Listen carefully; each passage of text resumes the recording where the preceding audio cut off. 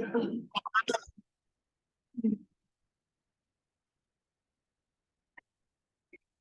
morning, everyone. This is the January 23rd, 2023 meeting of the Dunn County Planning, Resource and Development Committee. Looks like all members of the committee are present. So I'll ask for review approval of the minutes for January 10th. Motion.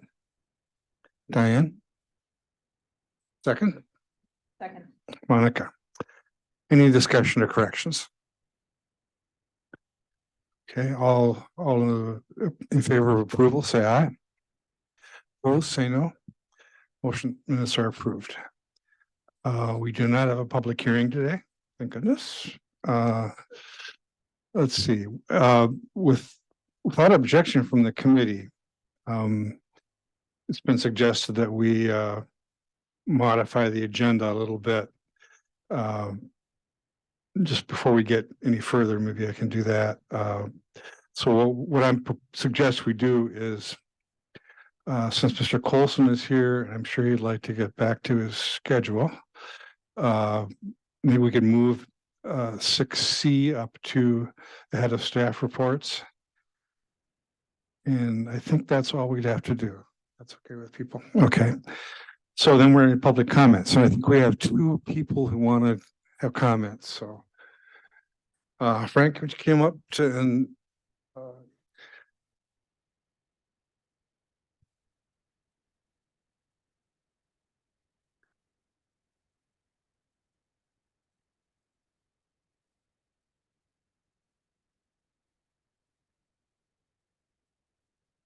name and address and Frank Bammert, I'm Town Chairman, Town Menominee, N4378 410th Street, Menominee. And I'd like to address the committee. Good morning, first of all. On what's on your agenda, the general commercial. Some things have came up lately on the general commercial, obviously, about allowing duplexes and stuff in those areas. Give you a little history. The town Menominee and the townships, we worked very hard with Bob Walters, because when the county had a new for new county zoning together, it was very time consuming. We must have worked over a year or so. We're deep in here. We must have worked over a year or so on that, and try to get things together. And eventually, you know, the definitions were made. And I guess maybe we missed something. From there, it went to the town board, and the town board, then we designated our areas that we wanted certain types of development, from agriculture to residential to general commercial. We have in the town of Menominee a general commercial locations, or we identified where we would like, I call it light industry or businesses. And so now we come into general commercial where we find out that they can put duplexes in these areas. That was not our intent when we put our zoning together. We have an area for duplexes and triplexes. We already have that. Now, that doesn't stop anybody from coming in and saying, oh, I'd like to put duplexes here in rezoning. But we don't want it carte blanche on our general commercial to come in and take areas where we identified general commercial and not housing. And so I know it's before your board now. And, you know, somehow, some way, we have to curtail duplexes in general commercial. If they want to do duplexes, rezone. That's all I got to say. okay, thanks, Frank. We'll have that discussion later, and if you have thoughts, then we'll ask you again.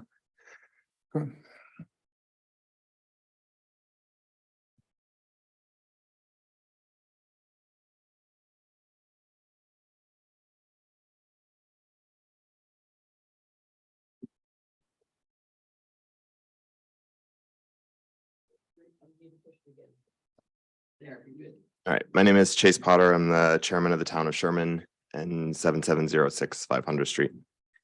I also wanted to speak briefly to the general commercial and the types of dwellings that are allowed.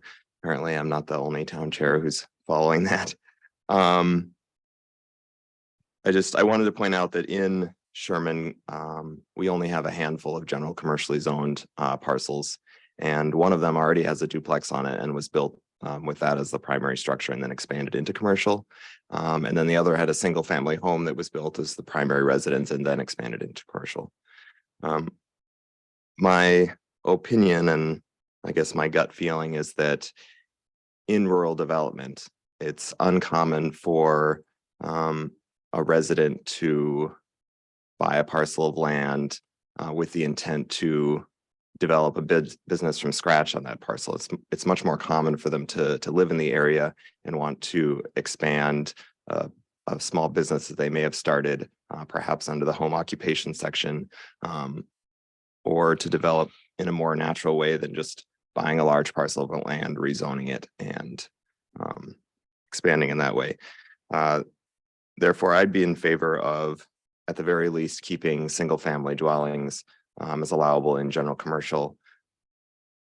Duplexes, I'm on the fence about. That's a more in-depth discussion that your committee's therefore, but I think at the very least, some element of residential should be allowed within general commercial to allow the expansion of businesses. I did want to point out one thing I noticed in the staff report, just as a point of clarity. At one point, it says that if we went back to the 2015 wording of the ordinance, that only owner-occupied dwellings would be permitted. Just so that we're all on the same page, in 2017, Wisconsin Act 59 prohibited any ordinance that would block a rental of a residential dwelling unit for 7 days or longer. So in short, there's an absolute right to long-term rental in Wisconsin. So that's something that you should keep in mind. I also wanted to speak briefly to the home occupation point, which it sounds like the committee is interested in revisiting. I'm really happy that the committee will be looking at that. It's currently limited to 750 square feet for a home occupation. I know of at least 2 small businesses that would be classified as home occupations in Sherman, which are more than 750 square feet. They have less than 2 employees. They're not large businesses, but as a general rule, I'd say it's very hard to run many of the small businesses listed under the home occupation in less than 750 square feet. It's essentially the size of the garage. So if you have, some sort of fabrication business or maybe a cabinet shop, things like that, it's, even if you're an owner operator, it's very difficult to operate in that amount of space, even though, these are specifically listed examples of home occupations that might be conducted. Right. Thank you for the opportunity to comment. Thank you, Chase.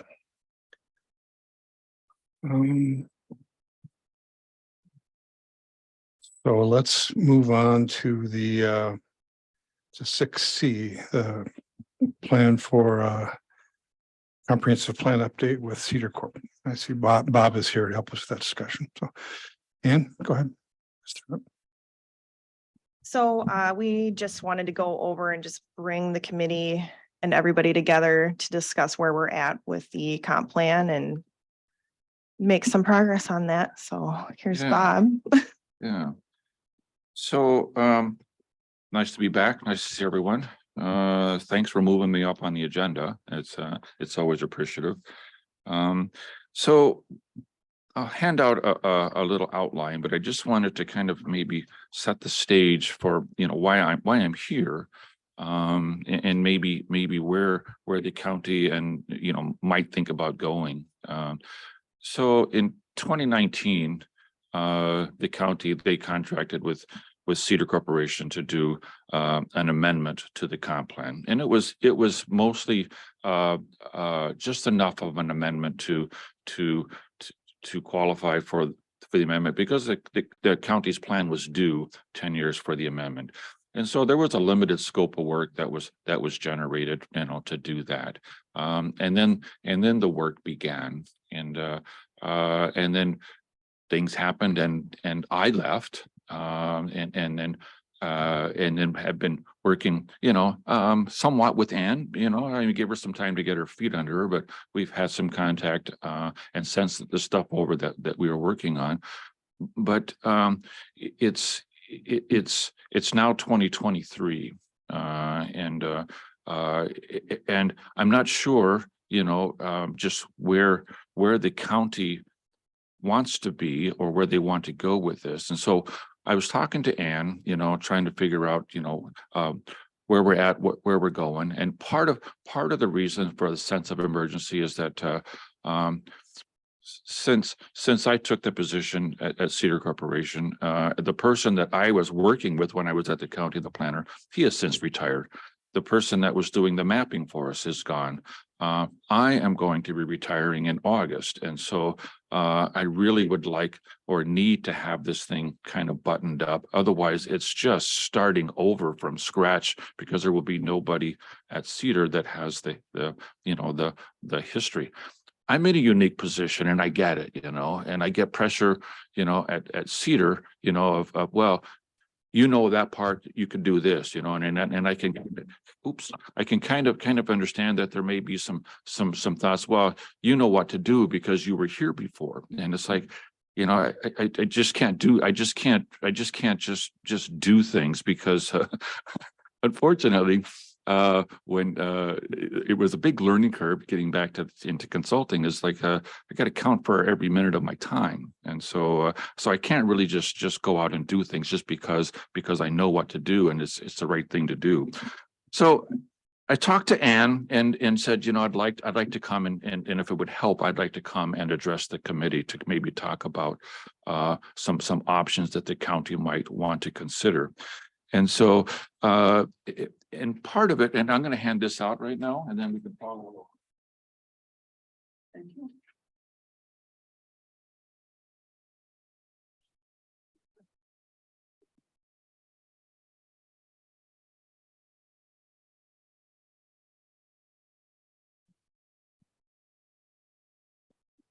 And so the options, this isn't a knock on anyone. It's not throwing anybody under the bus, but it's just that things on our end, things need to get tidied up, because we began, and now it's we, because now I'm on this side. Cedar began in 2019, and since then, from just through 2022, seen a 20% increase just in charge hours, just in salary. And so the contract is based off of 2019 values. There's a limited amount of when I was there, this project was laid out based off of my understanding and my knowledge of the county, working with the towns for like almost 18 years. And so, at that time, the county wanted to just get through this as effortlessly as possible, and with as little outlay as they could. And so the scope of work was set out that the county would contract with a consultant, Cedar Corporation, to do the amendment portion of it. The county would then take care of all the base maps and getting all that information ready for the consultant to produce that.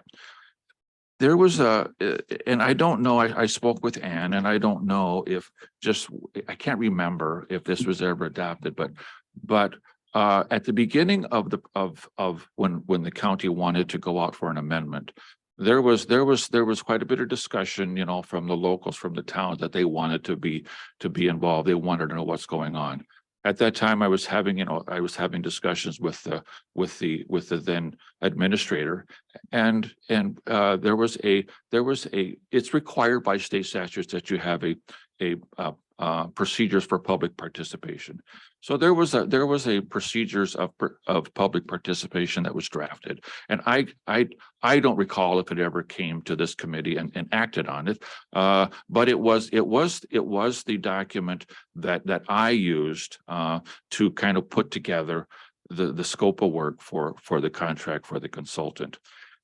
A big part of that public participation plan required, that somehow, the locals, there's, the 17, the 18 jurisdictions and the villages and the city, they all need to say thumbs up, thumbs down, or what about this in terms of, how this comp plan, this land use plan is going to fit with their comp plan. That responsibility, because that's a very expensive undertaking if you were to farm that out. And so all of that work was then housed with the county. And then that work was going to then generate, the base map for the future land use map, which then could be given over to the consultant. And then the back and forth between the consultant and the committee and the county could continue until there was consensus on what the map should be. Since then, I've had conversations with Ann, and I don't know that there is the historical knowledge, if you will, of where the county was when they started this, and maybe where the county wants to go. And so I suggested to Ann that maybe I come and speak to the county to see if there was a way to button this up so that things could move on. So as there's a statutory requirement that you have to open your plan up and amend it, or just open it up every 10 years. You're not required to amend it, but you could open it up, say we opened it, everything's fine, and statutorily, the county is off and running. But the county did want to do a couple things. The demographics had changed, and at that time, this is before COVID, the new census data was on its way out. We're still waiting for the census data. It hasn't really surfaced the way that it was prior to COVID. And there were some concerns, or just let's update the land use section of the comp plan. And that's where things started. It got as far as the demographics being amended or updated, and the existing land use map was created. And so when I was working with Cedar, then we had conversations, and that much of it was brought up, and I've provided that to the county, and so that you can see that information. But our end, we need to wait for some direction from the county on the future land use map. I mean, what do the towns want? And so in my estimation, there's at least three options. There's probably more if you think about it, but there's at least three. And so the handout that I gave you, there's continue, but you may need to amend the original scope of work. Our charge out rates have increased, by 20% from when it started. The timeline now is kind of at least we need to be aware that the timeline is important because I will be retiring, and so unless you just want to start over again, and then there may be some tweaking of the scope of work. The rest of it, is kind of an outline of the kind of the scope of work as it was that we're working under right now. The other option would be, okay, well, and I get it, going to 30 meetings, that's a lot of time, and realizing that most of the towns, I shouldn't say most, but there is a fair amount of towns that meet on the same night, in the same month. And so you're not going to get through all of these meetings, in one go round. It's probably going to be, 2 or 3 months easily just to get, so that you can accommodate their schedules to get to all those meetings. And that's where the information would be coming back, for the future land use map. So one of the option would be that, if staff doesn't have the time and can't get it, in a timeline, you could contract outside service with that. We would certainly provide the county a proposal. But I'm going to tell you that it's expensive, to do that. And that was the reason that it wasn't undertaken with the original scope of work. But we would certainly, if the county's interested, we would certainly look at providing, an estimate for that. The last one would be, submit the work that's completed as an amendment, tidy up what we have, the demographics, the issues and opportunities, the piece of the land use section that we have, set a couple of goals, and anything else in the middle that maybe was tied to that demographic information. Put a bow around that and say, all right, we're going to call that the amendment. And then internally you could start the discussions with saying, okay, how are we going to get to the future land use map? Is it going to be done internally, and maybe set us timeline out? But I think it's unfair to both sides, both to the county side, and her staff, and to the consultant side right now, to say, well, there's a lot of meetings, and everyone's just got to wait until we can get to it. And so it's a long time waiting to get to this point. And so if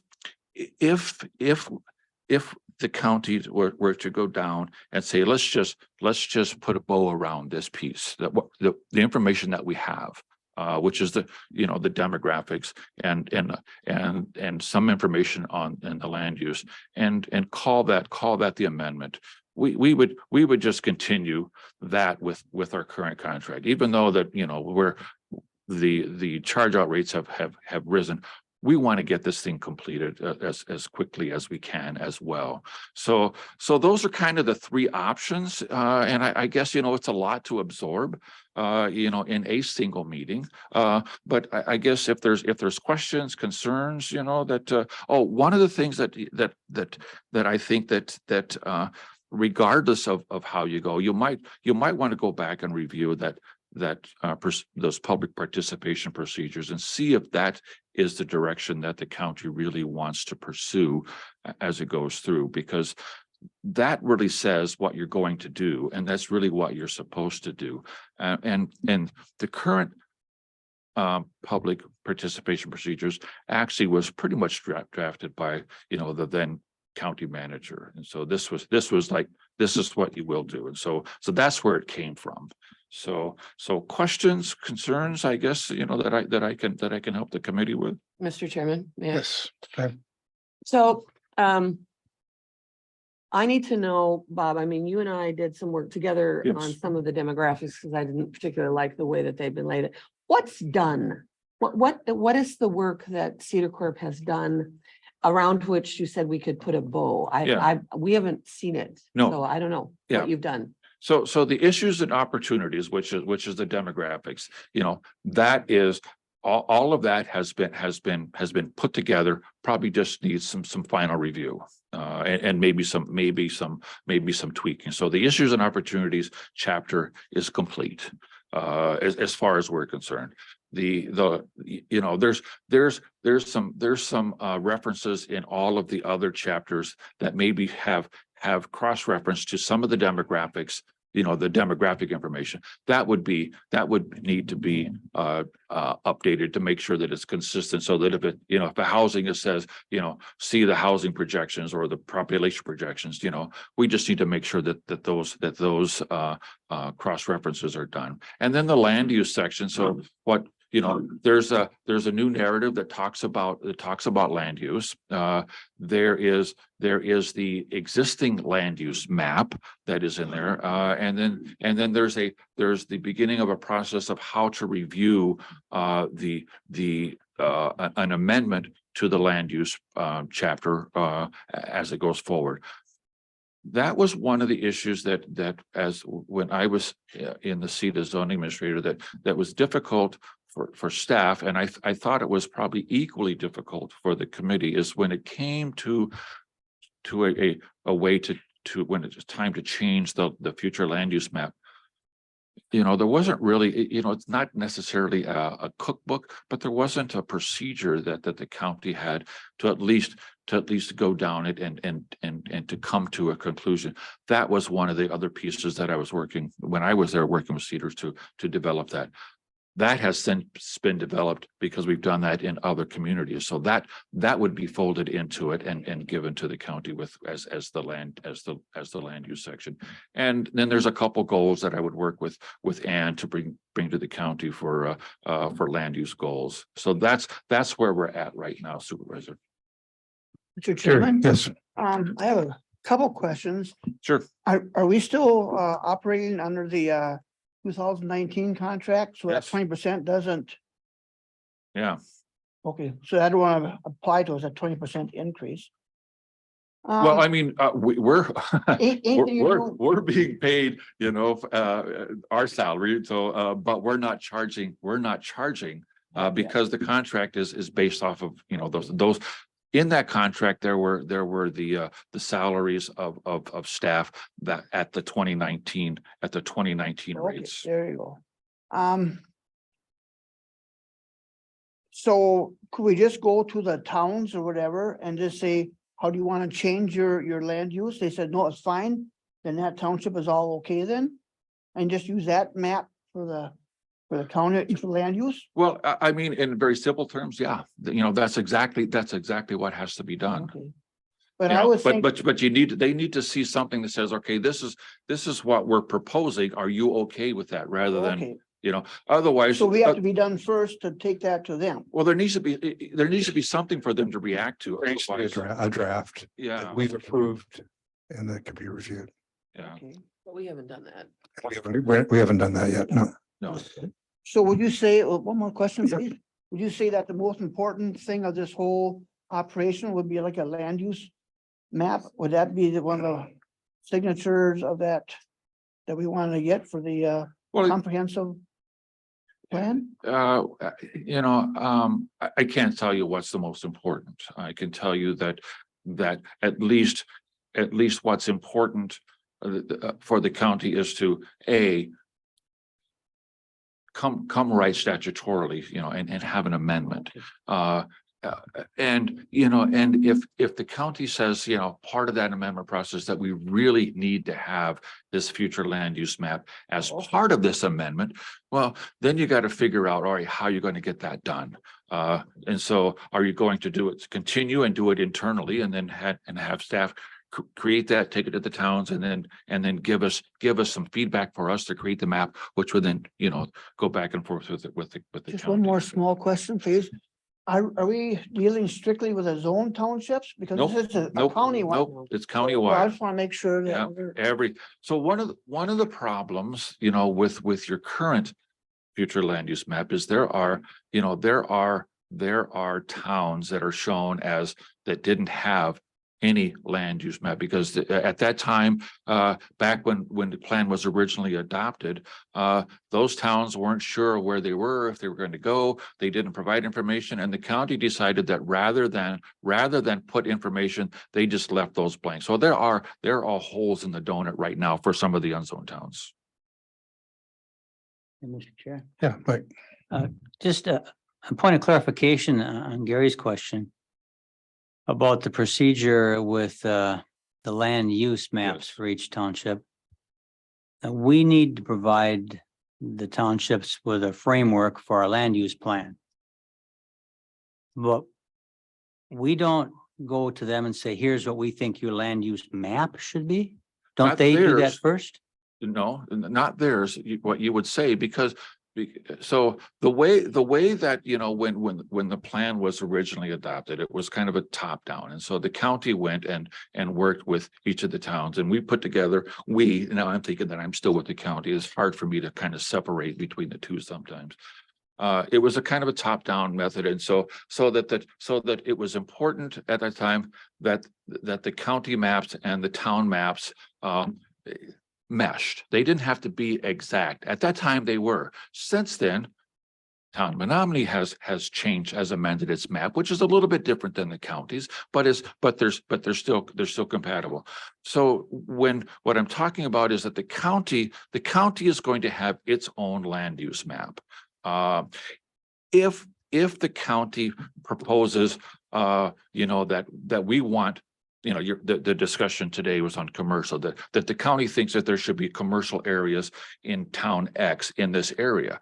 The town probably would want to see that, and then the town could say, we object to that. And then it would be, okay, well, you know, what do we do? The county could just say, well, it's our plan, that's what it's going to be. And when it comes time, we'll arm wrestle over it. Or the county could say, let's try and find some middle ground. So you know, the towns are going to have their own land use map that they're responsible for. The county will have its, but you know, but the counties is county-wide, and it doesn't, it recognizes the townships, but the county's direction may be different than the towns. And that's where the discussion probably needs to come in, to make sure that the towns are saying, this is different. Can we do something to address that? And if the answer is yes, you would. If the answer is no, the county could still adopt it, and the towns would still enforce and work with their comp plan. Okay, so these are the future land use Yes. maps we're talking about. Okay, and the original one, basically the county talked to the townships, but the townships set their own land use plans for the most part, the ones that did it. And the county pretty much accepted them. Original. It sort of, you know, the original was the county created the map and went to each town. And then they did massage it too much, but maybe a little bit, but it was pretty much the county providing that document and the towns just accepting it. And then the towns, you know, because the towns were finished before the county, but the county worked with each of the towns, and then the county rolled all the towns into a single document. So they were pretty much parallel. Yeah, thank you. Bob, maybe Ann can help me with this too, but could you clarify, you mentioned statutory requirements. What are the timelines for this? Are there timelines for any statutory requirements that we have to meet at this point in time? Well, there's the statutory requirement that at least once every 10 years, you open your comp plan up. And if you want to amend it, you amend it at that point. That's the only statutory requirement that the county is facing right now, that you need to do that. And could you, how do you see that? So I see that we've met that we've at least opened it up. Now we need to decide, do we want to wrap it up and consider this our statutory requirement as it is, or do we want to keep it going? And I think we need to decide whether we want Cedar Core to keep it going or we can do it internally. No, I think that's fine. Mr. Chairman, well, and you know, I'm looking at the scope of work, and I'm still back at this. What's done here? Yeah. What has been completed of our contract with Cedar Corp? I don't know. I don't know the answer, and I would like to see an accounting of what's completed and what remains to be done. Obviously, there's a whole bunch of public participation with the towns. I think there's a lot of discussion that needs to be held in PR&D about where we see growth and future development in the county, which we haven't had. That's not on you, but these whatever points, doing this with one hand, through 8, what's done? I guess it's through 7. Sorry, Bob. Yeah, I have it here. So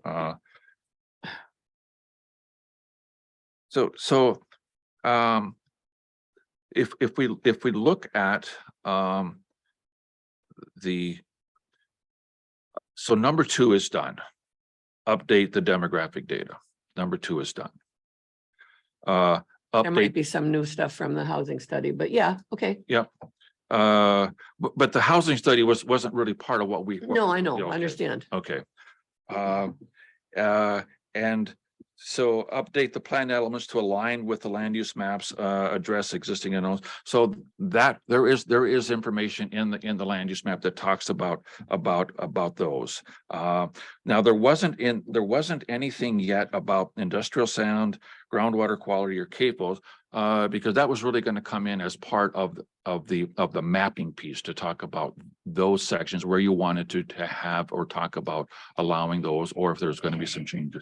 So that isn't finished. And the update, the future land use map, we're waiting, that is not done. The existing land use map is done. Bob, so to be clear, there is an issues and opportunities section that you've completed a draft of. Yes, So that's not mentioned in there, but that's done. that's done. And that's been the most significant part of your work so far, right? That and And the existing land use map. I mean, it's a, What work have you done on the map? excuse me? What work have you done on the map? The existing land use map is completed. We were waiting on the information to do the future land use. Okay, so you haven't done any work on the mapping. No, You it's haven't the done work future on land the use. issues and opportunities and developing a process for changing some suggestions for that. Yes, Really important things. Yes. It's 2 starting points. yes. Okay, What's not there is the actual future land use map, and as Right. laid out, there's just it's a lot of work. It's a lot of work no matter who does it, but it's a Okay. lot of work so to get so that. putting, I agree. But at the same time, I think that from my perspective anyway, I think from the committee's perspective, that doing this process without an opportunity to engage some meaningful public discussion about where we're going and what we're doing would be a missed opportunity. And that was in the original public No. participation right. plan. Yeah. There was 2 informational meetings, and then there was meetings with each jurisdiction The individually. question seems to me is, I mean, I like the idea of wrapping it up, this part of it, and saying, okay, whatever comes next, we're gonna do, or figure out how to do, rather than amending the contract to hire Cedar Corp to do the expensive public participation process. But that would depend upon whether, in my opinion, about whether staff feels like when we're hiring a new person, are we gonna have the capacity to do that? Yep, and So I actually, just since our conversation about this, Bob and I have kind of gone over this before. I really do believe that our in-staff with our new addition will be able to do that, that we'd be able to, meet with the towns, get that public participation and really go through this, take more time and not have that be dependent on Cedar Core. We will be fully staffed for the first time in a long time, which will be really great. Okay, So I do think we can do that. good news. So what that would mean, I mean, other people can please comment on this too. What that would mean is that we would ask Cedar Corp to wrap up those first 2 issues and opportunities for review. And I think the idea of having a discussion about, well, how do you amend or change that going forward in some kind of thoughtful way would be a good discussion. And then share with the county any mapping that you've done or any. Yeah. And then what I would like to see happen then would be for that document to come to the committee as a draft. And if you could come and help us with that, that would be great. We would do that. That's still part of, so it just, so I'll let you finish and then. No, yeah, sorry, go ahead. So, so the way that the process works is that, the consultant would work we would work with Ann to get a draft. And when Ann is fine with that draft, she would put it on the agenda and there'd be a discussion at the committee. I would be here to answer questions Yep. about that at the committee level. At some point, the committee is going to say, we're fine with that. At least I hope the committee would at some point would say, we're fine with that. At that point, then you would talk about, all right, let's start the process to adopt this, and the statutes lay out the process, for how you would go about it. The county would need an ordinance. You would need to have a public hearing, and for the comp plan, the public hearing, it can't be any sooner. There's 30 days from the time that Right, all of that would all all of that would happen with the that's county. after the bow is Yes. tied. Yes, And prior to the public hearing, in order to have a good public hearing, you should have a level of public information and dialogue. yes. And that's not under the public hearing timeline. No, Right. no. Okay. Ann, is that kind of how you see it? I mean, what is your suggestion? And So I would say we wrap up the updates with Cedar Core without the future land use portion. And then we can look into the options for completing the land use portion as far as staff Okay. goes and what our timeline would be for that. And that wrapping that up would include bringing that back to the committee and having a thoughtful discussion about it with Bob's input. And Diane, just yep. a question about that. And that work from Cedar Corp can continue under the existing contract. You're not going to charge us additionally for that? We would fit, if you wanted to just say, let's just fish and quit cutting bait, then yeah, we would wrap that up under our current contract, we wouldn't charge you extra for that. And so we just say, we want this thing finished as well. And it's going to take, if you were to continue on, we know it's going to be months before we get the information that we need. So. Gary. Thank you. So would this be a good time for like a summer intern that's maybe on his last, semester to really help like gather information, help on the map? Somebody that's almost done that really would help their resume, but would really help us too. Because you take the money that would cost the county as compared to what it would have like a Cedar Core, if you got the right person. I mean, I would say, Gary, that we could, if we wrap up this internal part, have the draft document, have a good discussion about it, and then the job of the committee is, okay, how do we, and staff is, how do we move forward to do that? And if that includes an intern, and the staff thinks that's a good idea, you can bring it up. We can perhaps work it in. That's not something we need to decide today.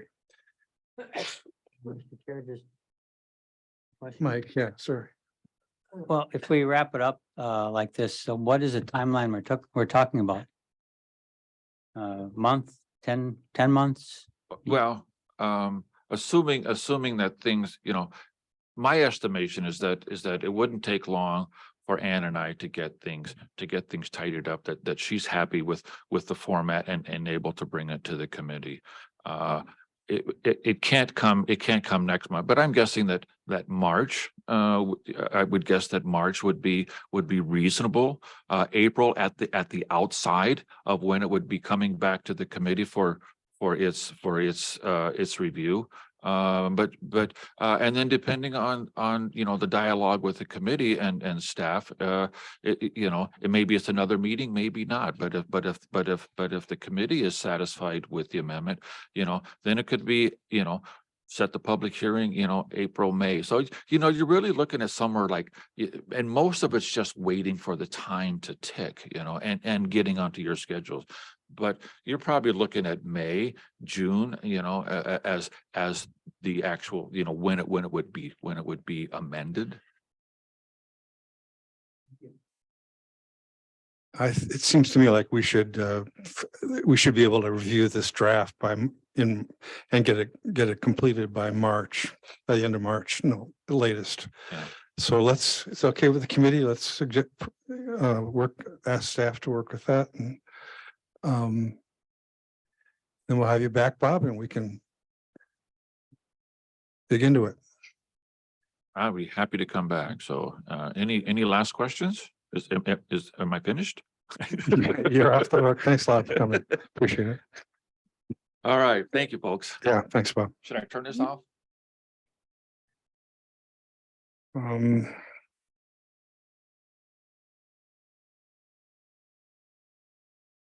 So then we're back to staff reports. 6A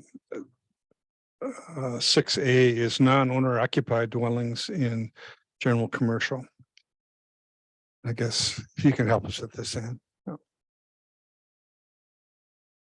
Yeah, so I kind of just tried to put together everything we'd already talked about, a few other details. I might not have included some of the things in my previous staff report, just because I felt like we already went through them, but we can certainly talk about those if needed. Just looking at the staff report, I kind of tried to break these down, showing what the two things are. And then at the end, I kind of left a few options for the committee to discuss, just starting points. None of those have to be chosen from or anything like that. I do have opinions on like what could work and what wouldn't work, but really I just see this as a discussion for the committee to have and to tell staff what direction they'd like to go in if there's enough information.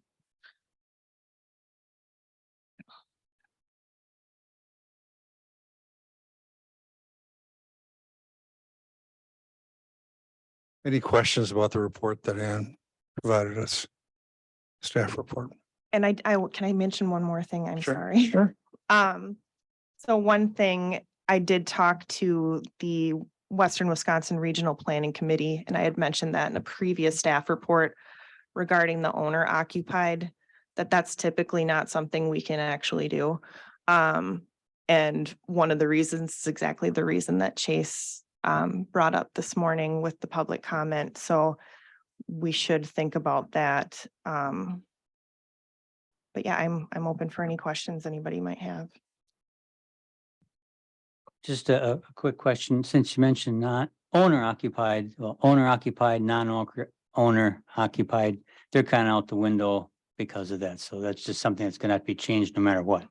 Yeah, Okay. like we might not want to go back to exact language, like we'll want to consider that and maybe just not specify Right, right. who can or cannot. It's just either a dwelling or not.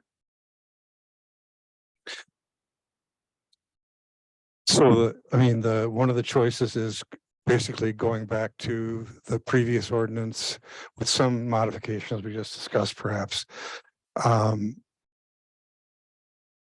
Mike, this is an issue you've been most concerned about. Do you have any thoughts you want to share about? Well, first off, this is way easier than what Bob was just talking about. Much easier. First off, and I always feel guilty. I bring something up and Ann, that's a very extensive report. Again, it's important for us to see that. You got to know where I'm coming from. And Monica asked a question last time about why the county did something. So I just take a little bit of time just to review what happened. And it's kind of the same thing Frank said. Back in 2013, 14, 15, Gary, you were on there, and I think you saw Frank here at the PRD meeting often. The county zoning ordinance need to be updated. They work with the towns to determine what the zones would be, what the permitted uses would be, what the special exceptions would be, everything. I sat in on meetings with other townships and the county. I know Frank did meetings outside the PRD. And after all that, it seemed to take forever. The ordinance was kind of finalized. It's never finalized, as we've learned with ordinances. Then after the ordinance was there, the towns looked at it and said, okay, here are the zoning things. And the towns determined what the zones were. Every town went through and said this parcel, one parcel at a time. And that was another long process. But I want to stress here, the county never told the townships what zones they had to have. It was the townships that did that. And then a couple years later, we saw that there were lots of little different things. That was the little packet that I asked Tom to send out. Most of the changes that were made in 2017 were simply striking out things, talking about, what's the setback here, what's this definition there, moving some special exceptions around, except for this one that we're discussing here. This one actually said anybody with a general commercial is now actually zoned R3 because you can do R3 in there. So it's really a different process than was done. And at the time this was added, I don't think we even knew or noticed it was in there. You look at all this tiny print that I wish I would have made bigger. And there's just a few lines that were changed. And I spoke with Bob when we first started talking about this, and oh, he's gone. He didn't remember why it was there. None of us remember why it was there. I don't know if it was a cut and paste thing that got stuck in there, because that's what happens a lot. Or some realtor said, let's do this. Because I noticed Ann in one of her early reports said the language was a little odd. Is more like a realtor type thing. So we have a significant change that was made that in effect changes all general commercial to R3 in addition to general commercial. We don't know why we made it, which bugs the heck out of me because I was here. And the county in effect changed this zoning without the town's approval. So my suggestion is that we go back to the original language with, now that we, as usual, we can see some changes absolutely need to be made with some of the language and definitions.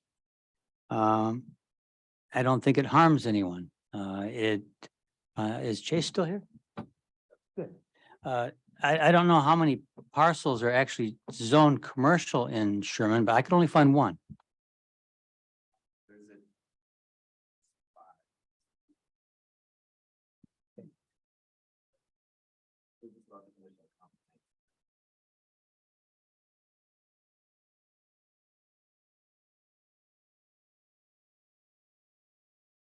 I apologize for No, go ahead. calling. Please, on that. please. But so it's important that we take care of this. And I think Mr. Potter's comments were excellent as far as they start out small. Boy, we just have been looking at that out there on Highway 25, where we rezoned. They start out small, and the 2015 language lets them do that. It does allow somebody to live there and start it, as we can see from several. Now, the town of Menominee has an extra, I guess we got a little extra in this because we have over 120 parcels. And the entire county doesn't have that many outside of us. There might be, what do they count? There's going to be more in Sherman, but 30 or 40. General commercial or limited commercial, because they're both in the entire county outside of the town of Menominee. So those are the reasons I'd really like to see it go back. I guess I've spoken to them before. I've never brought up how many there are, and the town of Menominee kind of bit the bullet and said, we'll do general commercial because we've got 25. And it sounds like the town of Sherman's doing the same thing. You got Highway 25 on there.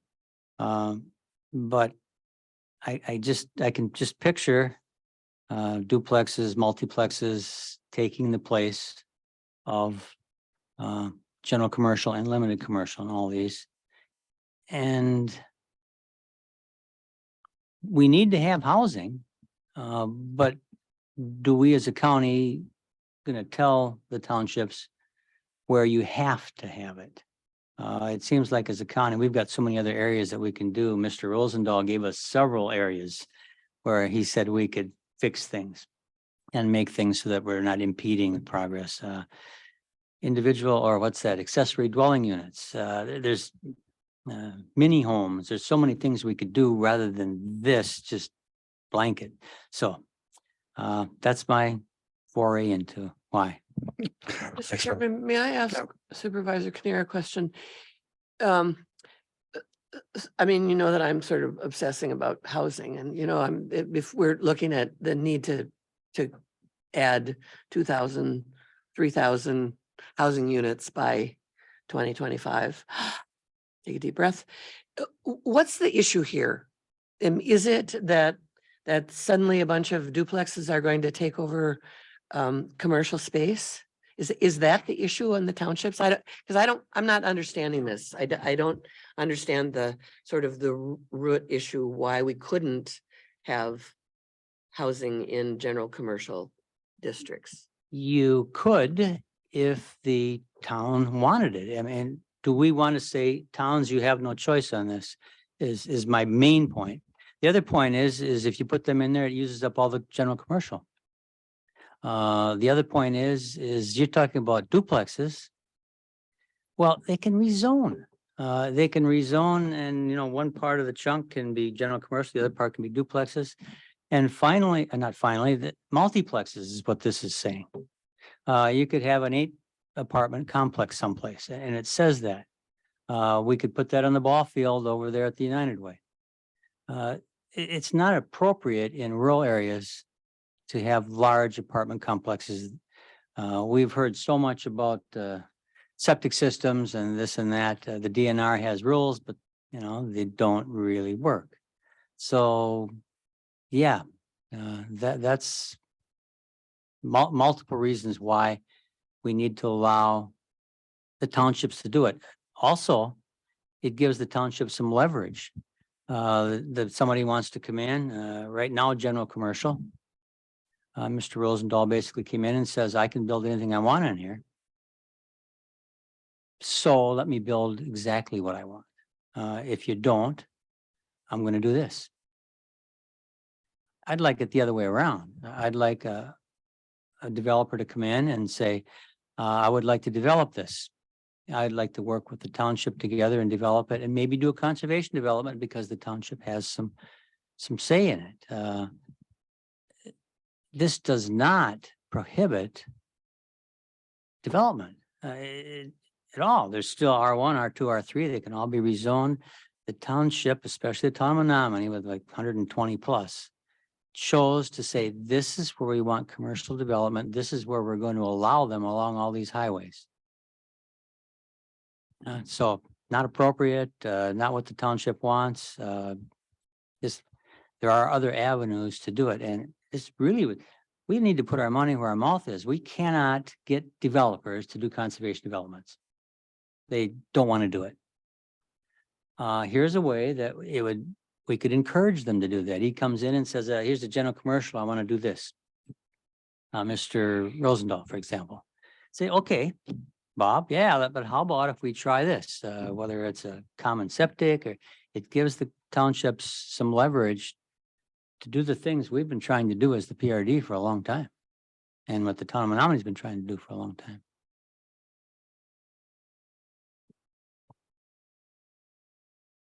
Yep. A question for Yep. Mike. You said there's like 120 parcels that are like limited commercial or whatever you said for town of Menominee. How many are for R3? Is there really a big disparity of, there's not hardly any lots or areas that are for R3, or is there a lot of them? There are not a lot of R3s in the town of Menominee. And when the town of Menominee did their land use plan, people were very opposed to duplexes, and multiplexes never even came up because I mean, that's worse than duplexes according to them. So that was a town of Menominee land use plan decision. But there are some, but way more general commercial. I don't know if we have any limited commercial at all. Just one more, is there any pressure like from the city of Menominee, say, hey, we want some of that land to put in a multi-unit, something like, Oak Mountain is doing, like, 64 units in one building or whatever? And that's, I'm really glad you brought that up because that Elk Mountain development is great. And that's, those are the places where the large development should be taking places. What'd you say again in the first part? I'm sorry, Gary. I got Oh, okay, thank you. Yeah. No, the town of Menominee, the town of Red Cedar and the city. I helped with that. We sat down and over a period of time, we worked together and we actually have I don't know, Ann, you were in there. It's not a memorandum of agreement, but it's kind of an agreement on mapping. We have mapping that we've agreed on around. So there is no pressure and worked really well together with Lowell Prangy and Cedar Corp and Randy Idy, Frank, myself. So no, yeah, we've worked with the city really well.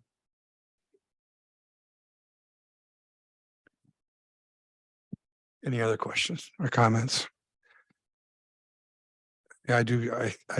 I share your concern, Diane. I think we all do, but it is kind of a naughty not in my backyard is always sometimes a very legitimate thing, sometimes not. But how do you balance that? I think the idea that we could design zoning so that it offers towns the ability to provide some incentives for a certain kind of development is a really good idea and it's a good strategy in general. So one of Ann's recommendations or options was that we go back to something like the original framework with some appropriate modifications as needed. Bring that back to us to look at. And if it makes sense, go ahead. Is that how you see it, Ann? Yeah, I kind of feel like I hate to use the word compromise, but I don't think 2015 was totally, I don't think it's completely limiting. I mean, we're not removing dwellings from general commercial. If we go back to 2015, I really don't think we can have the owner occupied or non-owner occupied specified. I don't think that's something we can do. Allow it as an accessory use so you can have the business and the home on the same property. Maybe we want to add some other language in there that really clarifies what that means. I know right now we have the term adjacent, but adjacent is defined in our ordinance differently than, what does that mean? What do we want adjacent to mean? Do we need that in there? Do they need to be attached? Do they not need to be attached? I don't think they do. I think you should be able to have a house and run your business on the same property. I do think that if we do this, we should expand the home occupation square footage. That is Chase's point to 750 feet. I think I mentioned it the last time we talked about this. It's just not very much. And a lot of the other counties have at least 1,000 or more. Some actually don't specify. So that's something we could look at. But I think what I'm understanding from Supervisor Kinnear is that you really don't want to see single family, multifamily, or duplexes as the principal use in general commercial. Is that what I'm hearing? Or by right, I guess, right? Yeah. That's what, yeah, a permitted by right per principal use. Well, if we went back to 2015, single family is still allowed, isn't it? So, I don't know if you can see the chart. I tried to put this together just to make it a little clearer, even for myself. Paging through our ordinance was just getting time consuming. So a non-owner occupied dwelling is permitted by right as a principal use in general commercial. So we kind of said we didn't want to go back to non-owner occupied, correct? We wanted to eliminate that language. Just dwelling. Just Well, dwelling. yeah, that's those kind of things that you can make easily. Is that something you're seeing? You'd be okay with single family housing as the permitted principal use? I had a little trouble understanding just which is which here now. Sure. In 2015, could I build a home on a piece of commercial property? Yes. So in 2015, could I build a duplex on commercial property? if it's adjacent to the principal use, which I'm kind of wondering what we mean by adjacent, because it doesn't really, if we use the literal definition in our ordinance, it means that it's on the property next door. To me, I think that the intention was that it was attached, but I wasn't here. So it's a little difficult to interpret. So in 2015, which one is 2015 up there? I'm confused. The top is 2015 And the bottom and the is, bottom, or wait, the top is, God. I should have labeled this now. Let's make sure. duplexes, well, first off, This yeah, is go ahead. existing.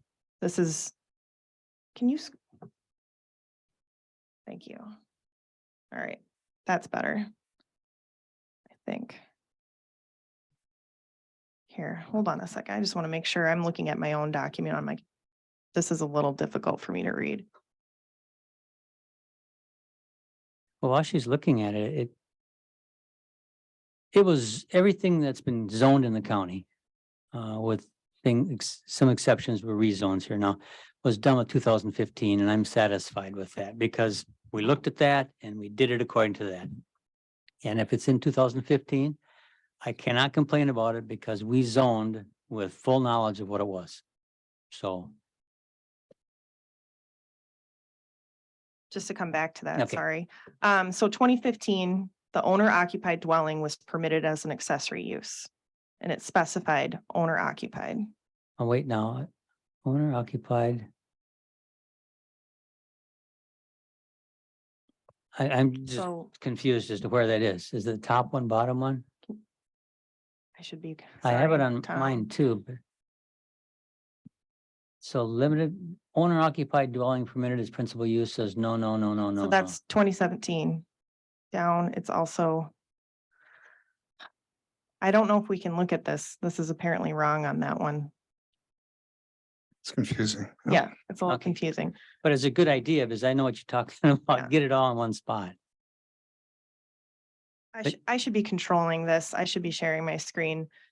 If you look at the staff report, it says applicable ordinances and it shows 2015 and 2017 right next to each other. Yeah. That's the one I think we want to be looking at right now. Oh, Yeah. Can you see it? Yeah. Oh.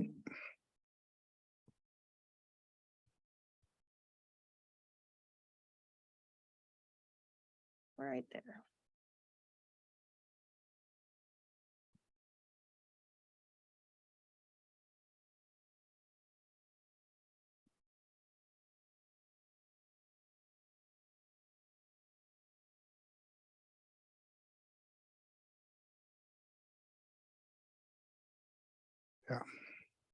and I can even read it from here.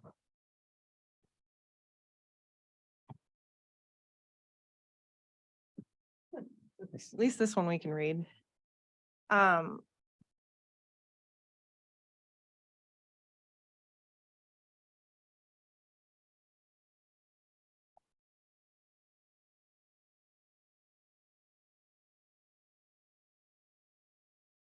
So to answer your question, I don't know if this is what you wanted me to say, was you could not build a single family home on a general commercially zoned property as the only structure. Okay, You had to have another, you had to have commercial use along with it.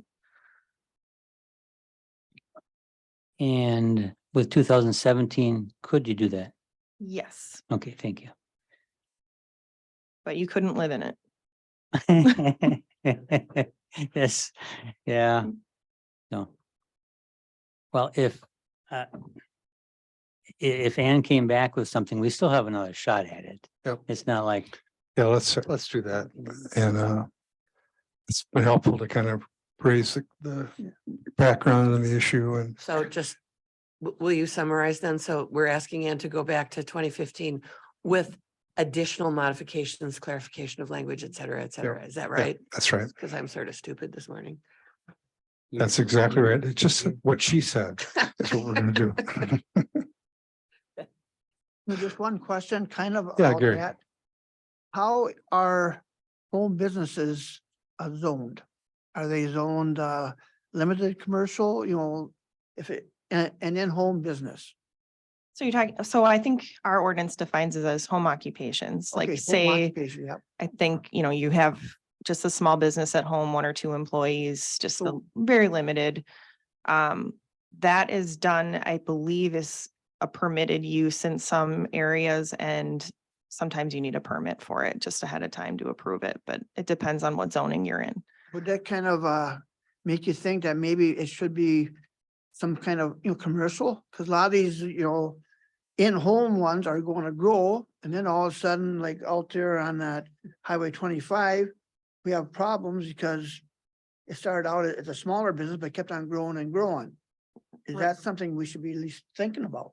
Well, and in his case, you know, he did expand the business and came to you and asked for general commercial zoning, and that was granted.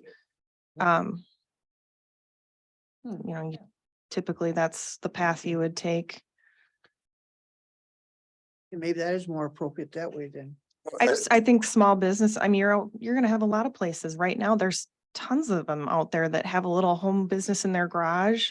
Yeah. Or, you know, they have a catering business in their kitchen, you know, and I don't think we want to limit that. I think that we want people to be able to do those things. But Right, and I mean, I think the Witzke case on 25 is, and you know, people may disagree with me, but I think it's a kind of a good example in some ways. I mean, we had, it would be interesting to see if Mr. Witzke bought the property, started a business. It was determined by zoning that it was a home business. And that the structure he put up was ancillary to the operation of the business. I mean, that decision triggered his ability then to expand the business to the point where he needed to get commercial application. I don't know whether that decision was the right one or not. It seems like it was certainly more than 750 square feet when he built that pole shed. But I mean, in a way it worked out okay, but it caused a lot of headache along the way for everybody, including him.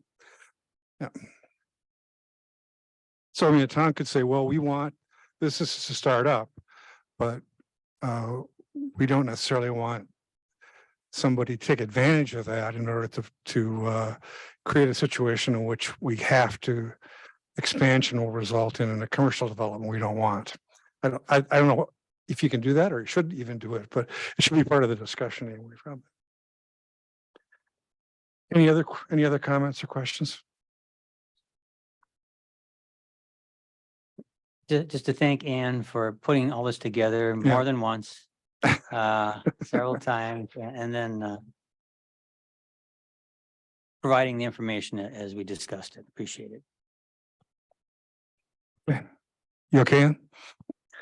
Sort of. That Yeah. has been really good. This is, Okay. everything's working out as intended. I feel like I have better direction. I'm seeing something, so I can draft some language. The committee can look at again, but I definitely think we need to make sure the towns know this is going on. I'd like to communicate that with them. You know, we were lucky today that we had 2 town chairs that happened to be here that could talk about that knew about it. But I think everybody should be made aware of it so that something like what happened with Supervisor Kinnear doesn't happen, where they feel like they weren't aware of the change and didn't have a chance. So, yeah.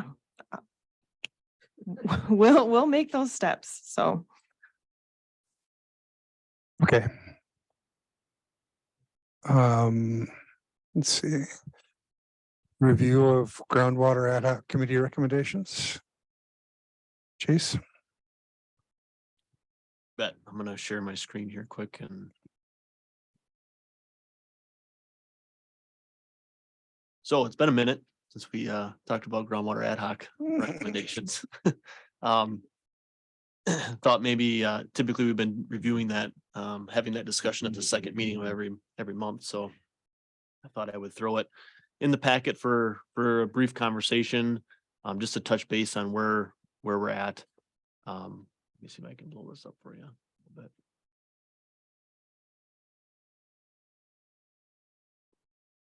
So just a quick review, this work plan was kind of the list we were tracking activities on regarding the recommendations from the groundwater ad hoc committee.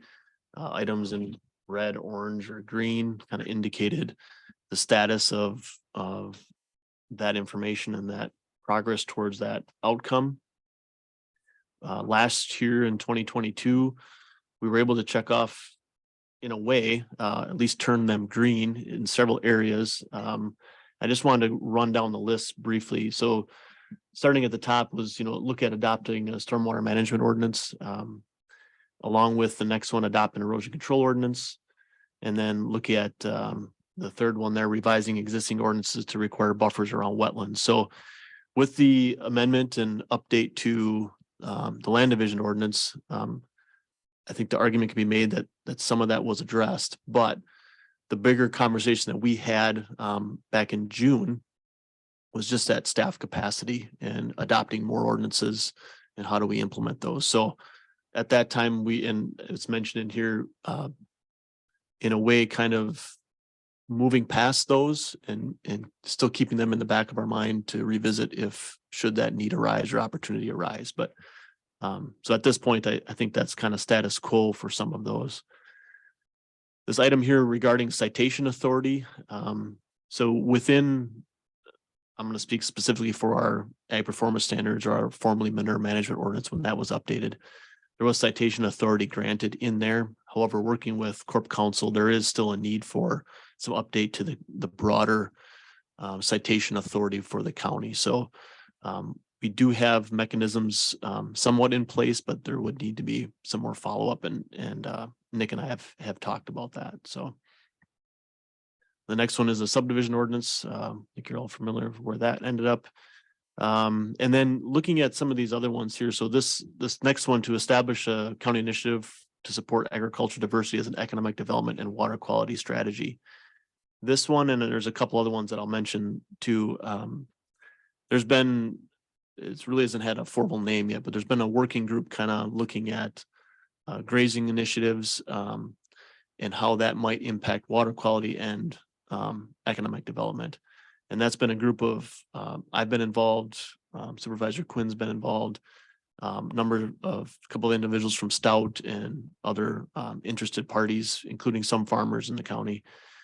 And there's not a formal name, but it's been known as the Red Cedar Food Alliance, Red Cedar, some other things going on. But there has been some opportunities for grant funding to kind of kickstart some of this. I think we're still waiting for a formal announcement on whether any grants have been awarded, but certainly through Stout, they were looking at a Red Cedar Learning Hub to facilitate some of the activities that may be of interest through the Groundwater Ad Hoc Committee. So that particularly being that economic development piece for the ag sector around water quality, as well as another element down here regarding grazing. So that is still in the works. It's been kind of slow going here this fall into this winter, but I think it's going to start up again here, and hopefully we'll see that has some promise moving forward to help address some of these.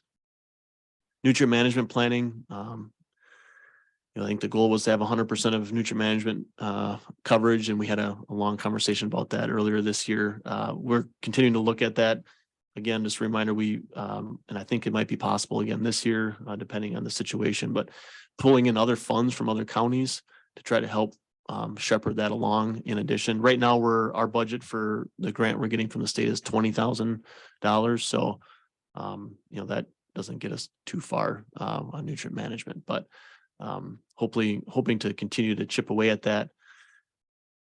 This one here regarding that farmer-led rotational grazing initiative, I think that ties in with that other learning hub and other opportunities there that I had mentioned.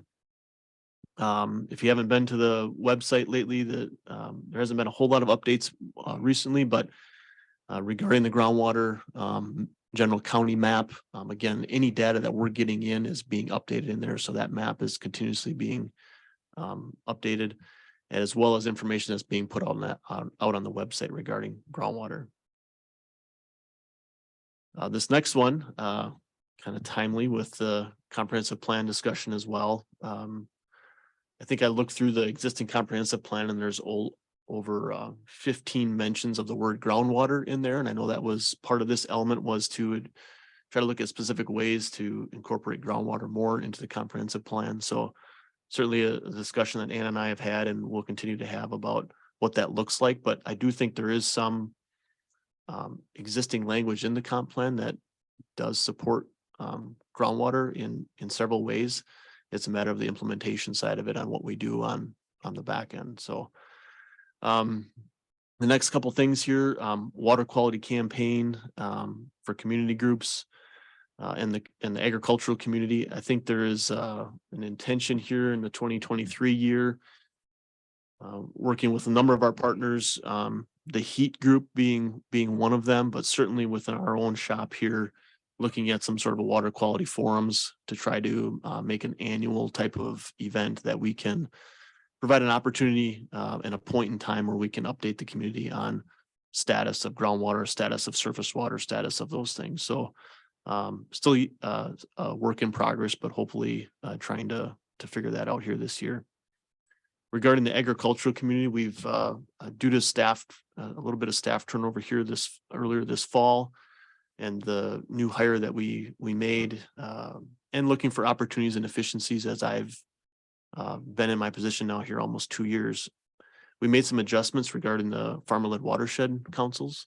And we have Tina Barone within our office is now going to be the lead point of contact for both farmer-led watersheds in the county.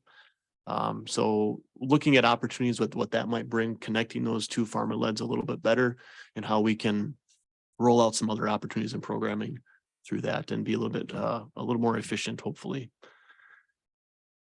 Again, we're looking at the towns and certainly maintaining, if not improving, our communication with them, and through the ARPA funding that's been slated for that private well monitoring program. I had mentioned before that there are a PFAS test in every town. So right now, Heather in our office has been in communication with all towns regarding this activity, regarding the monitoring program, but also the PFAS test and the total data collection there.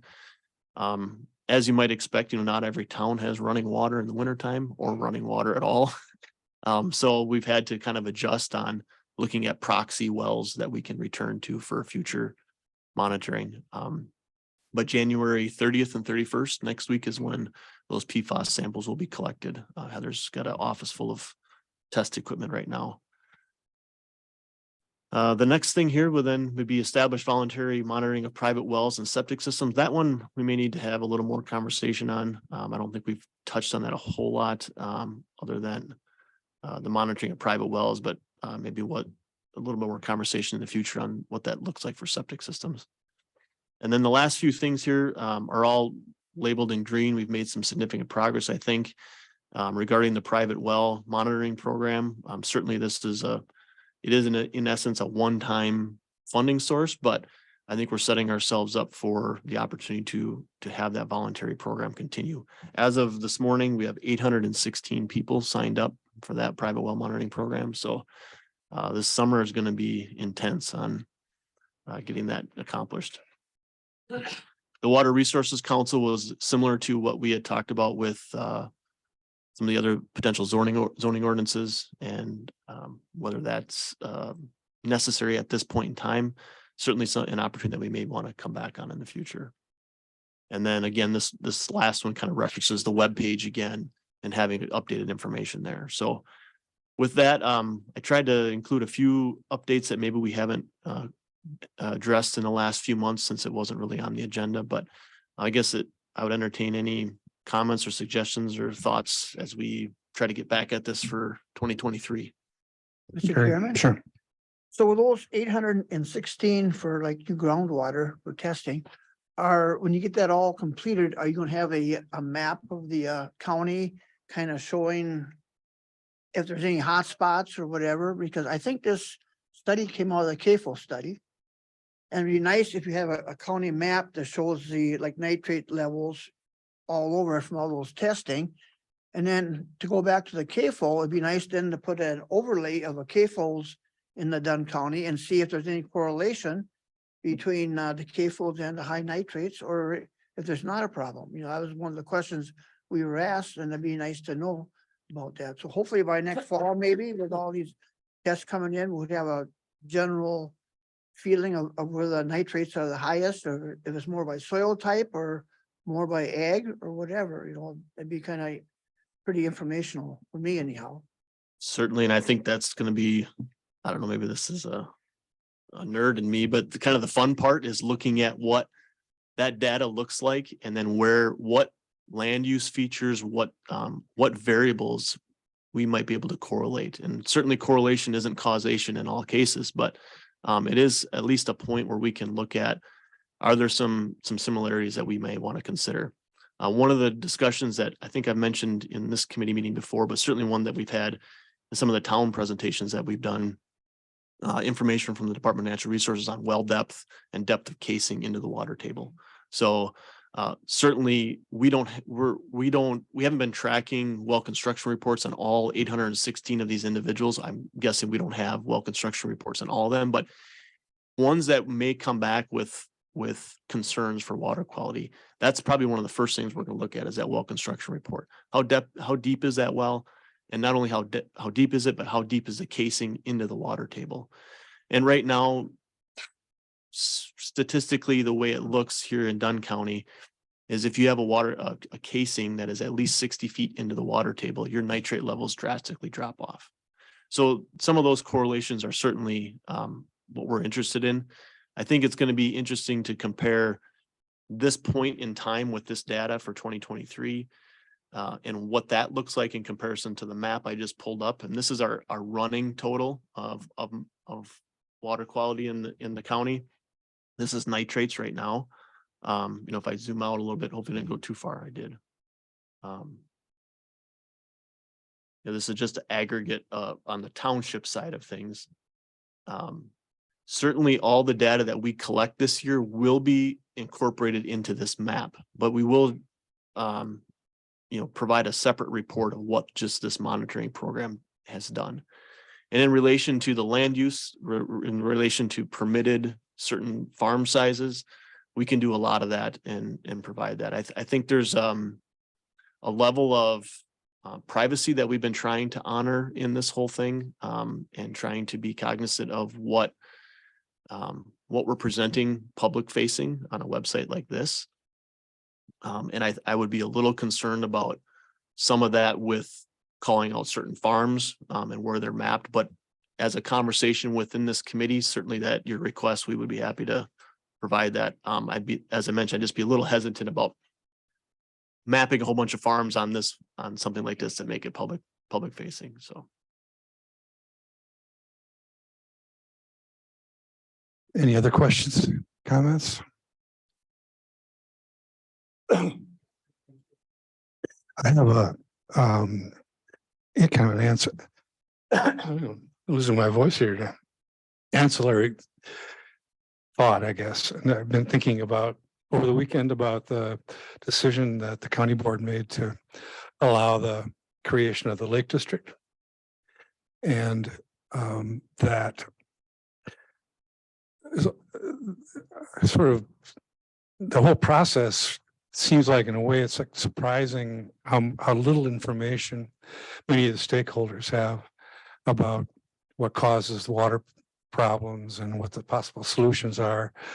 But that now, in the beginning, especially maybe even with the initial committee, thinking about opportunities to seed some understanding and some potential ideas for cooperation with the department. And then I had a crazy idea that I always thought that at some point it would be nice if we had the resources to determine if there was a small watershed, sub-watershed in the area that we could target and ask the Lake District to help us build an incentive system for the farmers in that watershed with their financing.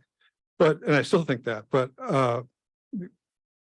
in a sort of casual conversation the other day, Chase, you mentioned to me, and I looked at it since then, that NRCS is going to be receiving just a ton of money for equip practices and conservation practices. And they are asking for help from organizations or counties or other entities to help get it out the door in a 5-year period. Most of that's incentives for farmers for conservation practices, but also for climate friendly practices. And it got me thinking, I know it's the last thing you want to hear, Chase, but that I'll get my pen ready. maybe there's an opportunity for a bigger scale here. That what if we could propose to this Lake District and I don't think, I'm not laying this on you in particular, but maybe some of this work around the Red Cedar Alliance and all that stuff could propose the creation of an effort between, say, Barron County and Dunn County to focus on building conservation practices in the watershed. And that we asked if this committee would consider playing a role in financing that effort. And maybe we get 2 or 3 committees to say we'll finance, and an organization like Farmers Union, which is getting, I think, like $750,000 from NRCS to finance the staff position shared by the 2 counties to focus on doing that kind of outreach. At least, I don't know, think about it. If it's a crazy idea, that's fine. That won't be the first one. But, maybe it's time to think as big as the opportunity that we have here right now. May I respond? So, Yes. without being too premature and get out ahead of this a bit, but yeah, it's $3 billion that the state of Wisconsin is expecting to get through their EQIP program. We've been, we're about to have a meeting with St. Croix, Pierce, and us here in Dunn County, our partner agencies, looking at the O'Galley watershed.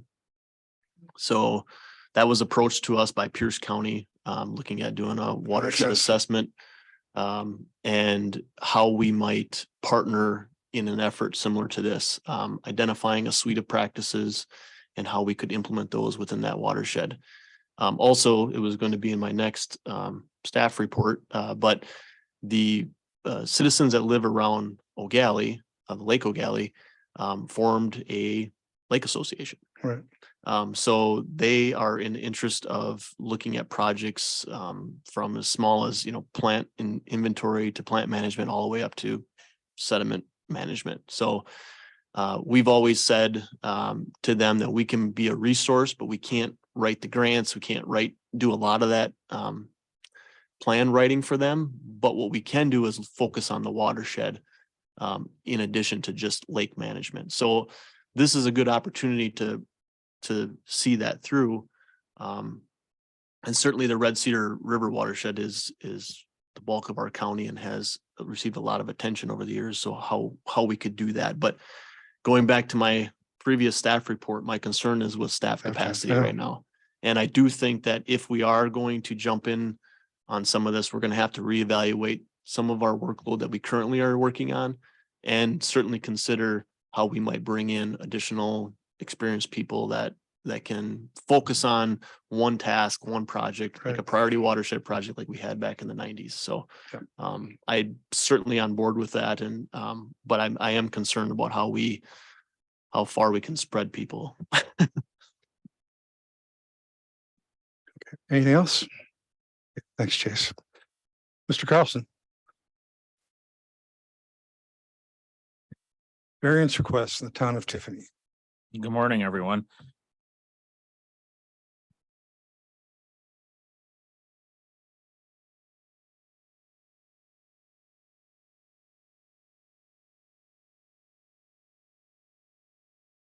Okay, so what we have before us this morning is a variance request. It is coming in from Daryl Kovacic, is the applicant and owner of the property. He resides at E2111, 1165th Avenue in Boyceville. He owns lands in parts of Sections 2 and 11, Town of Tiffany. This morning, he's asking the committee for a variance to create a new lot that contains 2 residential structures.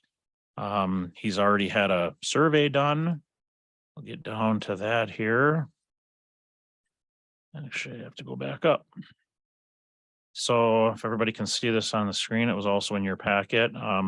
He's proposing a 2-lot certified survey map. The reason we're here this morning is directly related to lot 1 of this map. So the applicant owns a contiguous tract of land totaling approximately 50 acres. The property is currently zoned as general ag. He would like to sell 40 acres off, which is represented by lot 2 on this map, and retain the balance of the tract, approximately 10 acres. Contains his home, a barn, several sheds, and a corn crib.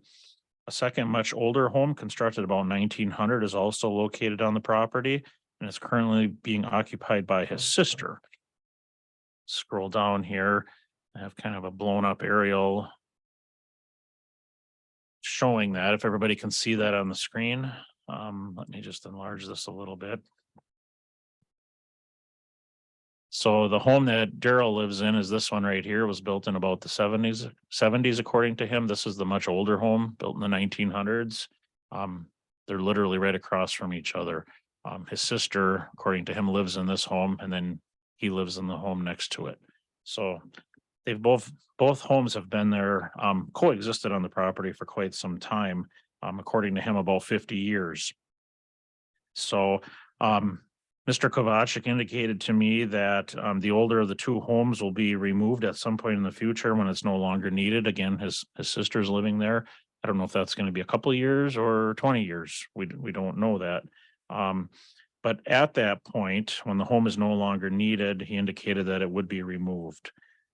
He doesn't want to create a separate lot for each home, as he intends to retain ownership of the homes indefinitely. So there's no short-term or long-term plan of transferring title to his sister. So the creation of this new lot, of course, requires the preparation of a certified survey map. It needs to comply with Chapter 16 of our land division ordinance. And I'll focus on section 16.46 sub 1. It states, unless specifically waived by the committee or other provisions of this chapter, a separate lot shall be provided for each structure intended for residential use. So as you can see, the proposed new lot 1 doesn't comply with this requirement. Section 16.83 of the ordinance allows for a variance request. And I'll read one key part here, where strict application of the provisions of this chapter would impose undue hardship because of unique topographic or other conditions of the land involved, or other conditions predating adoption of this chapter, which is what we have here. These 2 homes have been on the property long before Chapter 16 was adopted. The committee may approve variance request to any requirement to the extent deemed just and proper, provided such variance will not impair the intent and purpose of the chapter or be contrary to Wisconsin statutes or Wisconsin administrative code. So in the analysis, the 2 homes have coexisted on the property for nearly 50 years. Simply placing them on a smaller, much more manageable parcel will not result in any impacts to the property that do not already exist.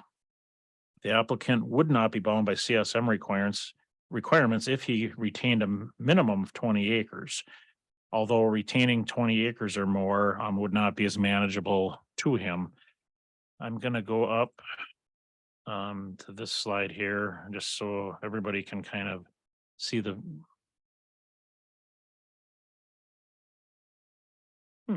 screen just locked up for some reason.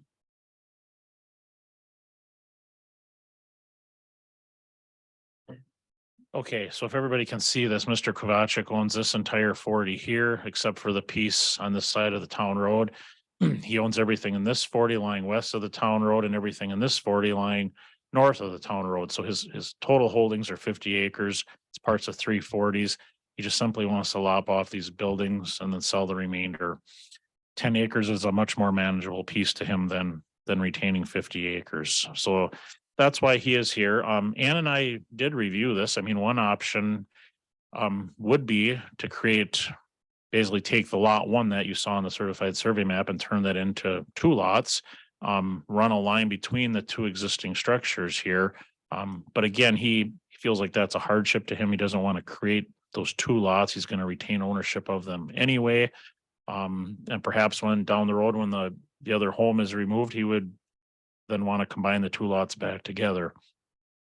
Another option for him would be to keep 20 acres, right? If he kept 20 acres, he doesn't need to come before the committee. The land division would be exempt from our ordinance. But again, he's trying to downsize, get the improvements on a much more manageable piece of land for himself.